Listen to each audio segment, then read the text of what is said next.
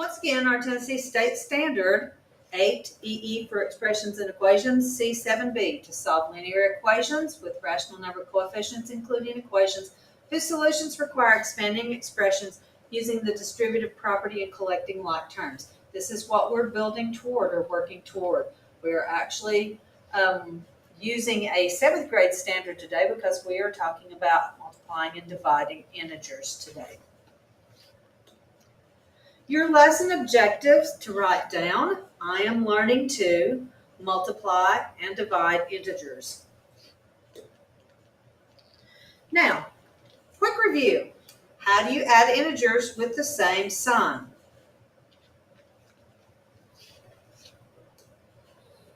You just add the numbers and keep the sign.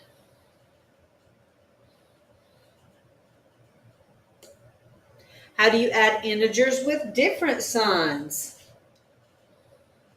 You subtract the numbers and keep the sign on the number with the largest absolute value. -8 plus 5, we would subtract. 8 minus 5 would be 3. And since the 8 is negative, that would be -3. And how do you subtract integers? Well, let's remember the rule was to add the opposite. So -4 minus 6 would actually be -4 plus -6, which would give us -10. And 5 minus, remember we can't have two signs together, so we're going to make that a great big plus sign. 5 plus 9 equals 14. And what is the absolute value? Remember, it's the distance from the number to 0. All right, our vocabulary for multiplying integers: a product is the answer to a multiplication problem. Now, 2 times 3 is the same thing as saying 2 plus 2 plus 2. We're adding 2 3 times. And if we wanted to illustrate that, they're all positives. There's 2. Let's move these over a little bit. Here's 2, and here's 2. Now, you all already know that 2 times 3 equals 6. But now let's look at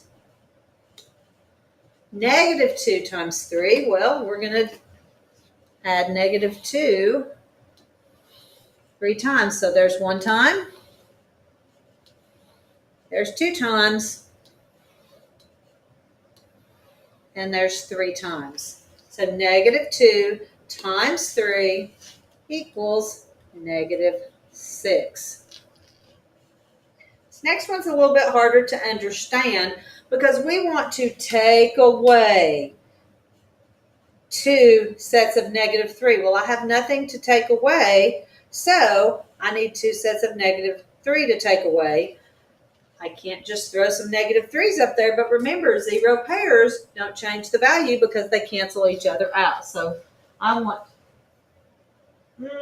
2 sets of -3 or 3 sets of -2. So let's do 2 sets of -3 since that's how we did the other one. So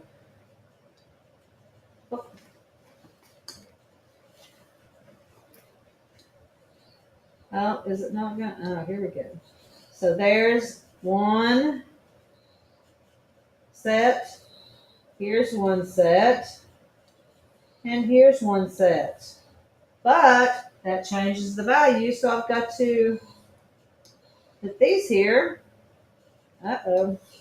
Okay, that's better.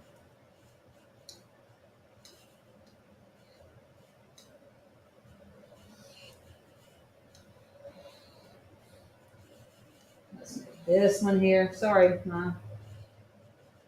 my visuals aren't working too good today, are they?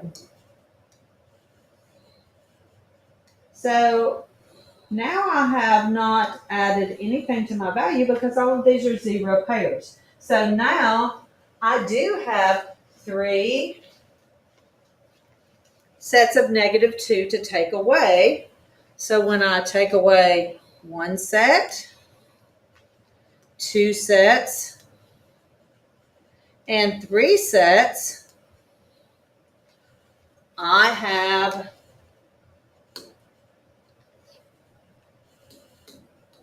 positive 6 counters left.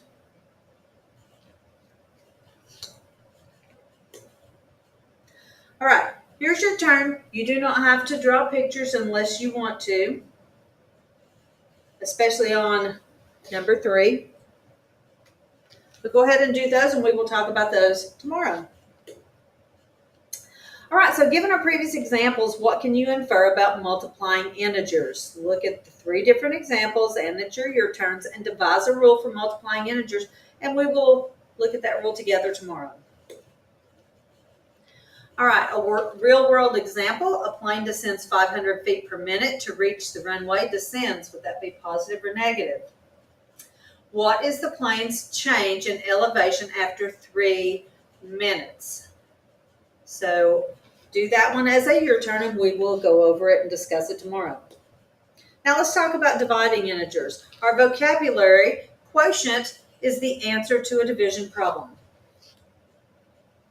Now if we want to model division, then 8 divided into 2 groups, 1 for you and 1 for me.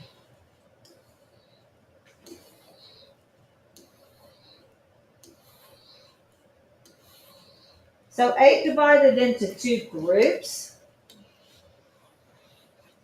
1 group would equal 4. You already knew that, right? Okay, now we're going to do -8 the same way. So 1 for you and 1 for me.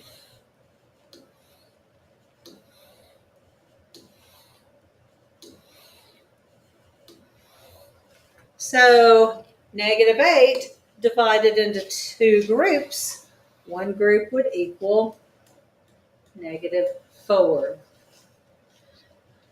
Oh, now, I'm not even going to confuse you by dragging out the counters on this next one. What do you think happens if a positive divided by a positive equals a positive, and a negative divided by a positive equals a negative? What do you think a negative divided by a negative will be? It is a positive, and 8 divided by 2 is 4. There are your turns for you to do, and we will go over them in class tomorrow. So given our previous examples and the your turns that you did, what can you infer about dividing integers? Devise a rule for dividing integers, and we will discuss that rule tomorrow. All right, a real-world example for you to do.